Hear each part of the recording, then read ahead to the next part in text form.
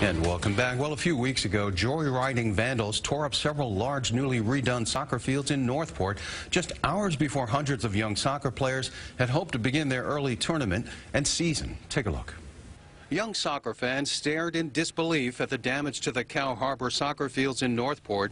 These photos of ground-up turf and dozens of sets of tire tracks show what's left of the soccer complex. It's terrible what happened here, and nothing like this should ever happen.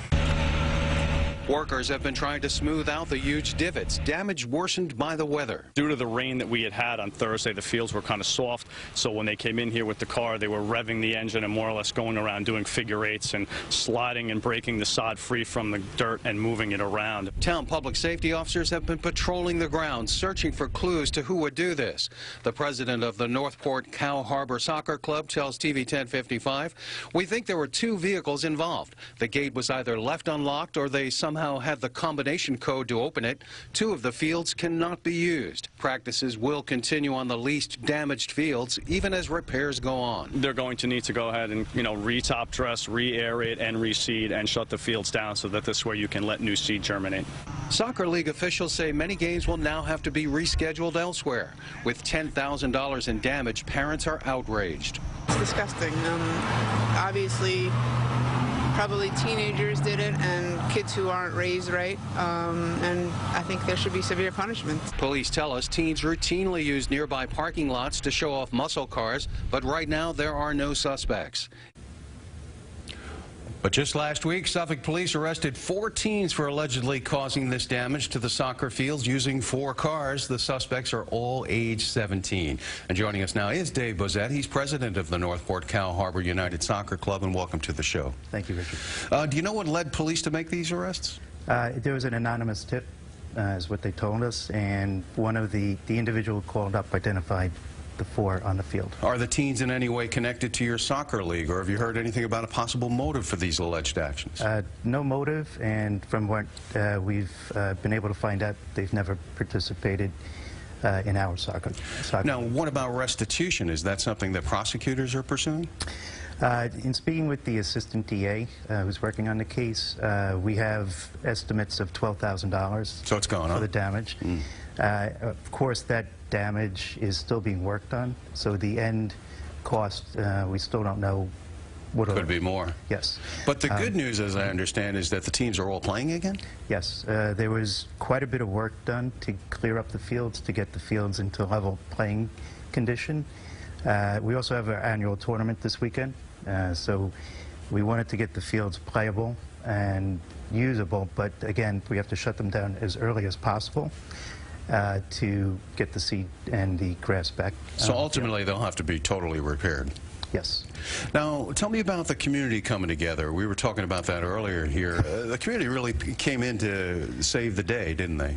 The local community as well as the soccer community broadly. We have had donations from all of the member organizations within Long Island, as well as the 3 professional organizations, Red Bulls, Cosmos, and New York City FC, have all stepped up to either conduct clinics to raise funds or to raise funds directly.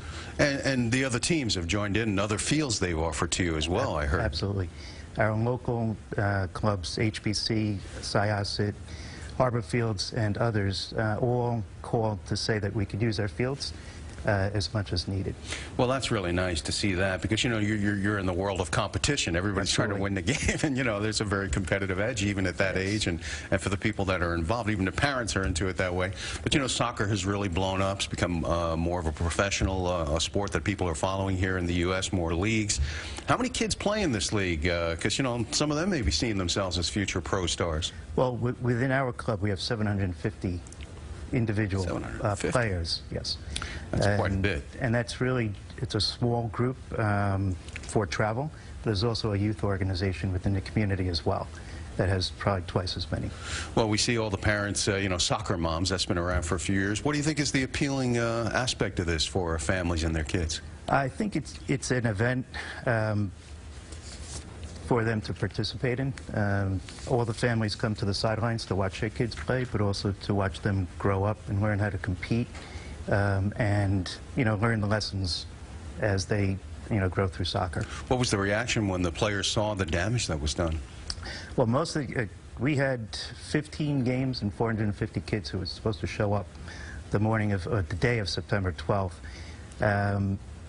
Many of the kids who showed up for the first game were devastated. I think, in the scheme of things, it was a ruined morning, but they were all looking forward because they've been planning all summer. We have June tryouts, we have summer practices, and here's the first day of the games and no fields to play on. And how long does your season run now? I mean, will all the games be made up? The whole season will still be played? Yeah, well, some of the games were moved to a local club, HBC, on Sunday, but the other games have to be rescheduled later in the season. What do you run into winter or just the end of fall? Well, depending on when winter starts. When nature can sometimes we go cooperate. to December 6th. Wow, so for some of the games. So it's extensive, so it's a long season for these kids, and yes, they certainly look forward to the idea of being able to have fields they can play on, and we're glad to hear that things are at least moving in that direction. Absolutely. Thank you so much for coming in today. Dave Bozett, president of the Northport Cow Harbor United Soccer Club. We're so glad to see these youngsters get their sport and their fields back.